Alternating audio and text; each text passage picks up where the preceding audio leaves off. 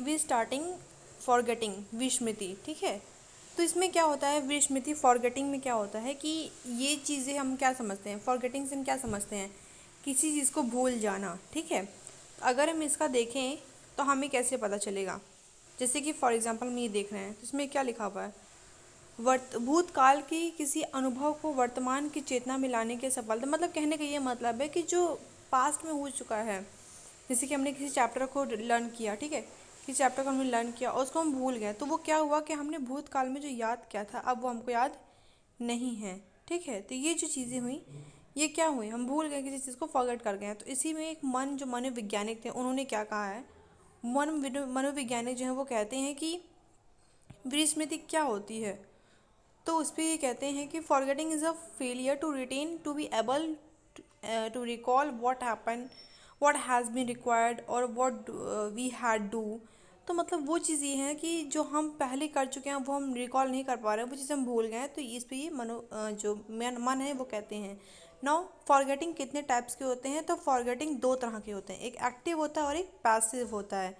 Active को हम सक्रिय बोलते हैं और पैसिव को हम क्या बोलते हैं, निष्क्रिय, ठीक है। तो एक्टिव क्या होता है, एक्टिव फॉरगेटिंग।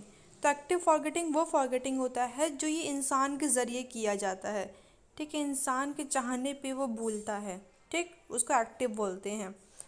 जैसे खुद से भुलाना, किसी चीज़ को हम नहीं चाहते, जैसे हम कुछ चीज़ भुलाना चाहते हैं फिर उसको हम भूल जाते हैं, तो ये हमारे ज़रिए होता है। एक्टिव जो होता है वो खुद के ज़रिए होता है। और पैसिव क्या होता है, पैसिव जो होता है ये हम खुद से नहीं, ये अपने आप भूल जाते हैं। जैसे कोई चीज़ हमने क्या चैप्टर याद कर लिया या फिर हमने 4-5 दिन किससे पहले क्या बात की थी वो हम भूल गए, तो ये सब क्या है, ये खुद से होता है। और ये हम क्या कहते हैं, एक्टिव खुद से करवाते हैं और पैसिव अपने आप हो जाता है, ठीक।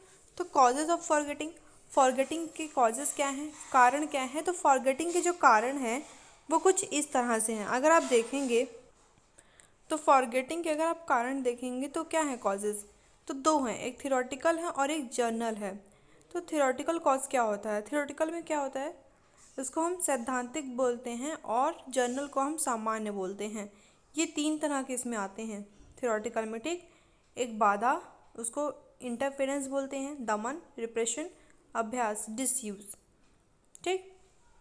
उसके बाद जर्नल क्या है, जर्नल जो है आपका इतने सारे हैं, जैसे कि समय का अभाव, इफेक्ट ऑफ टाइम, समय का प्रभाव, इफेक्ट ऑफ टाइम, रुचि का अभाव, लैक ऑफ इंटरेस्ट, विषय की मात्रा, अमाउंट ऑफ मटेरियल, सीखने में कमी, अंडर लर्निंग, मानसिक रोग, मेंटल डिसीज, स्मरण न करने की इच्छा, लैक ऑफ डिज़ायर, मानसिक आघात, मेंटल इंजरी, मादक वस्तुओं का प्रयोग, मतलब यूज़ ऑफ इंटरटॉक्सिन, ठीक है। तो ये सब क्या है चीज़ें कि जैसे कि क्या हुआ कि बाधा, जैसे कि हम कोई चीज़ कर पढ़ रहे हैं, ठीक। अब वो चीज़ हमें क्या हुई, बाधा कैसे कोई चीज़ का क्रिएट हुआ, बाधा इस तरह से क्रिएट हुआ, जैसे कि हम किसी चीज़ को पढ़ रहे हैं और पढ़ने के बाद क्या हुआ कि उस चीज़ को हम मतलब कोई ना कोई प्रॉब्लम आ गई, जैसे कि हमने कुछ किसी से बात सुन ली या फिर वो चीज़ हमको समझ में नहीं आ रहा क्या है, तो ये क्या, वो बाधा हो गया, ठीक। फिर दमन क्या हुआ, रिप्रेशन कैसे बढ़ गया उसके ऊपर, रिप्रेशन जैसे कि हम कुछ चीज़ पढ़ रहे थे, ठीक, अचानक से फिर हम उस टॉपिक पर रुक गए और फिर वहाँ पे रुकने के बाद हम उस चीज़ को छोड़ दिए, फिर हम दूसरा काम करने लगे, तो ये रिप्रेशन भी हुआ एक तरह से। फिर डिसयूज़, जैसे कि हमने कोई चीज़ पढ़ा और उसको हम दोहरा लेते नहीं हैं, रिवाइज़ नहीं करते हैं, तो रिवाइज़ ना करने की वजह से वो क्या हुआ, उस चीज़ को हम भूल गए, ठीक है। फिर यहाँ पे इफ़ेक्ट ऑफ टाइम, मतलब समय का प्रभाव, जैसे कि नॉर्मल जनरली टाइम बीत गया और फिर कहते हैं हम भूल गए क्या था, अरे क्या हुआ था, ऐसे कुछ। फिर लैक ऑफ इंटरेस्ट, हमें किसी चीज़ में इंटरेस्ट ही नहीं रहेगा, जैसे अनइंटरेस्टेड चीज़, जैसे लाइक फॉर एग्जांपल अब भाई बहुत सारी चीज़ें हैं जिसमें इंटरेस्ट नहीं होता, जैसे कि बहुत ऐसे बोरिंग बोरिंग चैप्टर्स होते हैं हमें इंटरेस्ट नहीं होता, तो उसको हम भूल जाते हैं। और कुछ ऐसी चीज़ें होती हैं जैसे कि मूवी देखना, खेलना कूदना, ये सब क्या है, इंटरेस्टेड चीज़ें हैं, तो ये चीज़ हमें याद रहती हैं, ठीक है। फिर अमाउंट ऑफ मटेरियल, मटेरियल जैसे इसमें कैसे हुआ कि विषय जब बहुत हमारे पास बहुत बर्डन हो जाता है तो उसमें क्या होता है कि उससे भी हमें चीज़ें रखते हैं नहीं याद रहती, थोड़ा थोड़ा लेकर करते हैं तो हमें याद रहती हैं।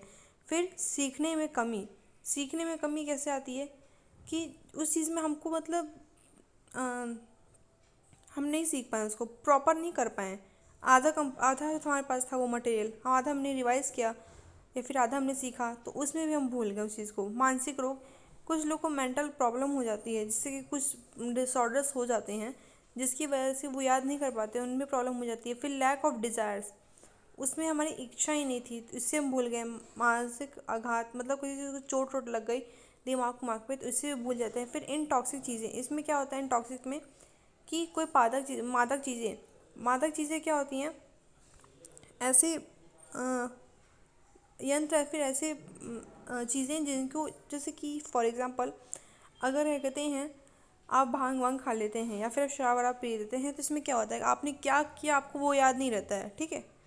आपको लोग बताते हैं कि आपने ये किया था, तो वो चीज़ आपको याद नहीं रहती क्योंकि आपने उसमें इनटॉक्सिक चीज़ें ले ली हैं, ठीक है। ये तो सब चीज़ें होती हैं ना। यहाँ पे चीज़ें हैं कि हम चीज़ों को कैसे रिकॉल करें, मतलब उसको हम कैसे इम्प्रूव करें, कि अगर किसी चीज़ को हम भूल जाते हैं, विस्मृति कम करने का उपाय हम देखते हैं। तो उपाय में क्या वेजेस हैं, तो पहला है पाठ की विषय वस्तु, मतलब कंटेंट जो मैटर है हमारे पास है, उसको हम क्या करेंगे कि पाठ का जो विषय वस्तु जिससे हमें कंटेंट मैटर मिला है, ठीक है, उसको क्या होना चाहिए कि वो मानसिक योग्यता पे होना चाहिए।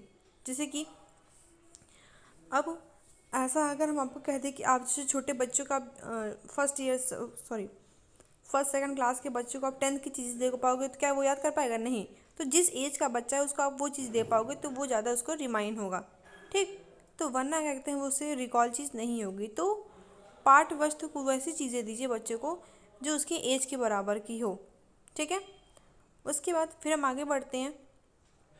तो यहाँ पे हम क्या देखेंगे, हेयर वी सी दैट पूरे पाठ का सार, मतलब ये कह रहा है कि मेमोराइजिंग द वो लेसन। अगर हम आपको क्या कहते हैं एक साथ पूरा हम लेसन दे दें तो क्या आप उस लेसन को याद कर पाओगे? नहीं।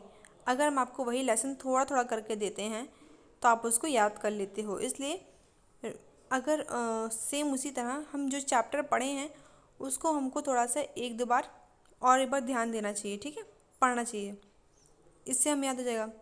फिर पाठ का अधिक स्मरण, मतलब चैप्टर को बार बार पढ़ना, ठीक। किसी भी चीज़ को अगर आप पढ़ो तो एक चैप्टर पढ़ो तो उसको 2 3 बार 4 बार पढ़ लो तो अच्छे से याद हो जाएगा। फिर अटेंशन इन मेमोराइजिंग, कहने का ये मतलब है बालक का स्मरण करने में ध्यान। अगर बालक उस चीज़ मतलब बच्चा उस चीज़ को पढ़ रहा है, ठीक है, तो उसको अगर ज़्यादा सीखना है तो उसे क्या करना होगा, वो क्या कहते हैं अगर उसी चीज़ को ज़्यादा दिमाग से पढ़े, जैसे हम कोई चीज़ अगर चैप्टर पर पढ़ते हैं तो उसको हम पूरे कंसेप्ट से पढ़ते हैं तो वो चीज़ें हमें याद रहती हैं, अदरवाइज़ वो क्या हो जाती है फॉरगेट हो जाती हैं। फिर अधिक समय तक स्मरण रखने का विचार, डिसीजन फॉर लॉन्ग रिटेंशन। इसमें यहाँ पे क्या होता है कि उस समय क्या होता है उसको बच्चे को अगर कुछ याद करना है, ठीक है, तो उसको बहुत समय तक याद रखने में कैसे होगा कि उस चीज़ में बच्चे को उस चीज़ पे विचार अधिक ज़्यादा से ज़्यादा उस चीज़ पे ध्यान देना पड़ेगा, ठीक। उसके बाद हम बात करेंगे फिर यहाँ पे क्या है लॉ ऑफ एसोसिएशन। यहाँ पे लॉ ऑफ एसोसिएशन में क्या है कि अगर देखते हैं बच्चा किसी नियम का पालन कर रहा है, जैसे कि पाठ को याद करते समय बालक का विचार इस समय सब नियम एक पालन में, मतलब कि अगर उसका वो कोई चीज़ बच्चा पढ़ रहा है और उसका दिमाग कहीं और नहीं भटक रहा है, ठीक है, एक ही जगह मतलब एक ही जगह वो कंसर्ट किया हुआ पढ़ाई पे, तो इससे बच्चों को याद रहेगा। फिर यहाँ पे use of space and non space method, कहने का ये मतलब है कि अगर हम किसी बच्चे को पूरा एक साथ एक चैप्टर पढ़ने को दें तो वो पढ़ पाएगा? नहीं पढ़ पाएगा।